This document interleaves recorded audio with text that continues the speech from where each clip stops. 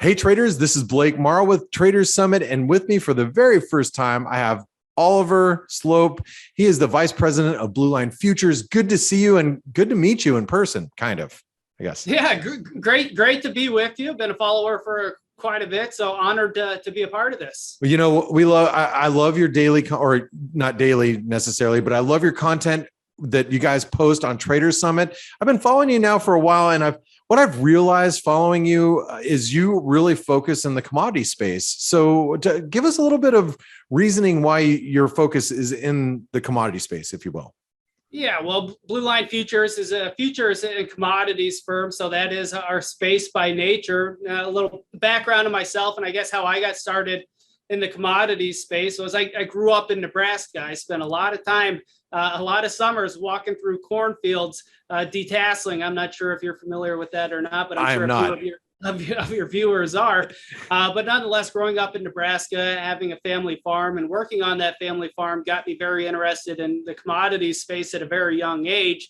My dad, being a banker, also had me interested in finance. So I kind of, I guess, commingled those together and wound up here at the Chicago Board of Trade, Trade Futures and Commodities. So I watched a lot of commodities, obviously, but as I'd mentioned, my background, I kind of specialize in my niche area being the agricultural markets. But this day and age, there's so many things that affect every market. The US dollar, the energy market, et cetera, all have massive impacts on those agricultural commodities.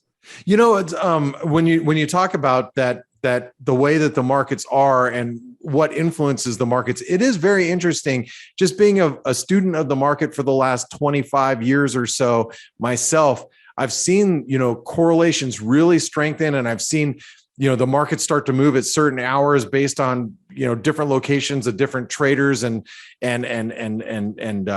finance centers opening. And it's really interesting how it really impacts the commodities market as well. Absolutely. And recently we've seen a little bit of volatility in the stock market, and this is a great example.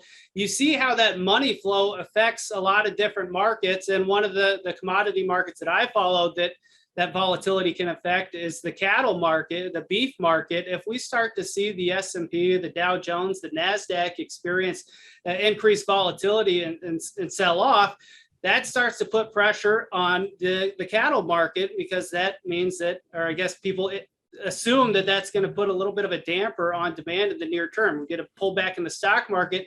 People are going to be a little bit more conscious about what they're going to buy at the grocery store. That may mean cutting back on beef. So that puts a little bit of a headwind in the cattle complex. And conversely, if we're oversold on the stock market and you're thinking that we're probably a little overextended at the downside and looking to rebound after a sharp sell-off, you'd look for that cattle market to rebound right around with the S&P. And that's really what we've seen here over the last couple of weeks, as we've seen the volatility pick up in the outside markets and see that correlate into the cattle complex as well as other commodities. That's super interesting. And maybe the hit TV show Yellowstone influences cattle prices too. I'm just joking. Although I do love that show, just for the record. So what's your favorite markets that you've been trading as of, would you say, like the last several weeks, going into the end of 2021? Well, the grain markets are really exciting right now. And it's not all that often you can say that in the dead of winter, because in the US, there's not a whole lot of new news that's going to influence the market. But over the last several weeks, a lot of the attention has been on weather down in South America, particularly in Argentina and Brazil. There's a lot of soybeans grown down there, and they've been in a little bit of a drought, and you can see it on the chart, specifically soybeans. Soybeans have rallied about $1.50 over the last several weeks because of the concerns of that drought. So though we're typically a dead news wire this time of year, we're getting some major headlines that could affect global production down in South America. And we recently had a USDA report where we actually had bearish U.S. data production in the United States, as well as carry out, or basically storage, was above expectations. That put pressure on the grain markets immediately. But then the algos saw the world numbers, particularly in South America, and said, whoops, there's a lot less production down in South America. We got to buy this dip back up. So it's going to be really interesting to see how that crop turns out. And we'll be able to find out a little bit more into that in the coming weeks. And then once you get past South America's production stage, then of course you've got all the attention right back on U.S. weather as we head into spring, and we get the back and forth jawboning with regards to how many acres of corn versus how many acres of beans are going to be planted in the States. What a dynamic market. And let me ask you this, because you brought up the kind of seasonality in a sense. What's your favorite time of the year to be trading your products that you typically trade?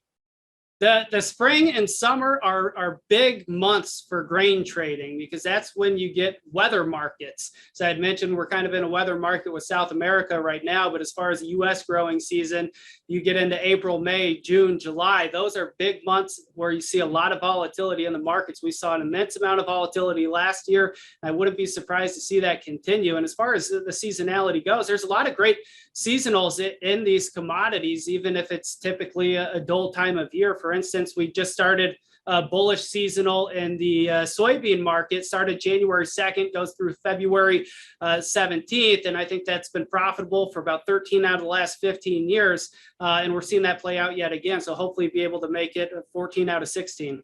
It's amazing that the seasonals will play, and you can imagine how they do play such a significant factor in what you do, which I think is an awesome attribute of trading the commodities market. So let me ask you this. I know time is limited, but heading into the beginning of 2022, here we are at the just the mid month of January. What's your favorite trades going into 2022 in your space? In my space, I'm going to be a seller of a bigger rally in the grain market. I think there's a lot of premium built into these prices, and a lot of times there's a lot of scare or I guess fear porn out there, for lack of a better term, that puts a lot of premium in prices. If we don't get any major weather concerns in the United States throughout the spring and summer, I wouldn't be surprised to see some of these grain markets pull back a bit. Now, outside of my space, I have a little bit more conviction and I'm a little bit more excited about. I'm pretty upbeat on crude oil longer term. We've had a good run recently, and I think that we're potentially just getting that market started as well. And then you look at the precious metals, gold and silver, they've just been dead ducks over the last year, while a lot of other commodities have experienced sharp rallies due to the inflation. And typically, the precious metals are supposed to be the hedge on inflation. We haven't seen that yet, but I'm hopeful that we can make that move back above $2,000 for gold this year. Well, maybe here we talk about gold, and maybe that $100 level that people were talking about all last year in crude oil, maybe that does come to fruition in 2022.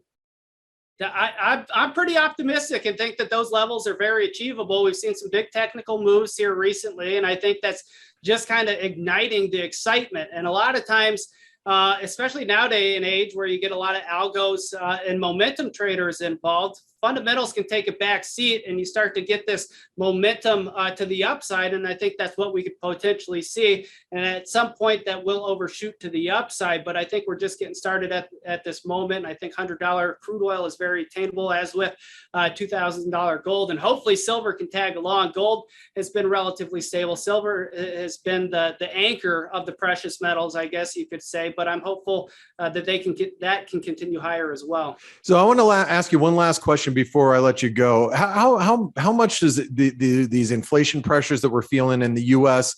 and inflation expectations feed into the agricultural markets? With where the fundamentals stand right now, any other year, I think the grain markets would be sharply lower. I was joking around with some clients here recently that if it weren't for inflation, the corn market would probably be trading at about $4.20 a bushel. Right now, we're at $4.60. $4.20 used to kind of be the top end of the range where producers could take advantage and hedge their crop at those levels. But with the inflation that we've seen over the last year, $5.50 is really the new $4.20. So it's definitely played a role in these agricultural commodities. And it's going to be something to keep a very close eye on. If that starts to unwind, again, as I'd mentioned earlier, I'm looking to sell a bigger rally in grains. If the inflation trade starts to unwind, you could see a lot more pressure in these grain markets in the back half of 2022. All right. Well, Oliver, I want to thank you so much for spending the time with me. This is pretty exciting that we get to open this dialogue, and I hope to see you in the very near future. And let me ask you this: for those people that aren't on Traders Summit and they're just watching us on YouTube, first of all, give Oliver a thumbs up. You're giving him a thumbs up for taking his time with you today. Subscribe to our channel so you don't miss any of our content.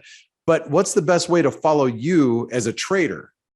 My Twitter handle is at Oliver Sloup, and that's SLOUP as in Paul. Looks like Sloop, pronounced Slope. Oliver Sloup. We post a lot of our daily content there, and I'm updating breaking news from the USDA and other sources throughout the trading day.